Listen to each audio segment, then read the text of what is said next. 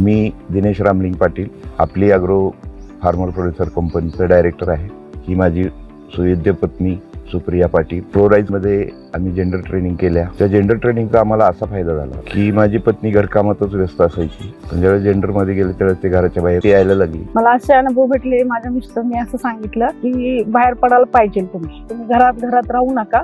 शेती मला माहित नव्हती, बायका राहत होते कामाला पण मी जात नव्हती. माझ्या मिस्टरनी सांगितलं की बघ बाहेर बायका कशा काम करतात, काय लावतात, काय औषध फवारणी असते, हे सगळं सांगितलं मला. त्याच्यामुळं मी बाहेर आले. आणि स्त्री आणि पुरुष असं काय वेगळं नसतं. स्त्रीनं पण तेवढी जबाबदारी घेतली पाहिजे ना पुरुषाबरोबर, म्हणून ही कळलं मला त्या कंपनीत गेल्याबद्दल. तिनं बाहेर येऊन 10 महिला सहित एक विषमुक्त शेती गट स्थापन केला.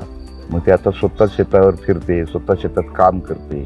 धाडस आलं. रोजाईच्या विषमुक्त शेती गट केला, तुळजाभवानी गट असं नाव दिले. आणि हे करून आम्ही अजून दुसरे 2 गट तयार केले. ती 2 गट आणि आम्ही 10 महिला असं विषमुक्त शेती करते. कंपनीने 10 ड्रम थेरपी आम्हाला दिली.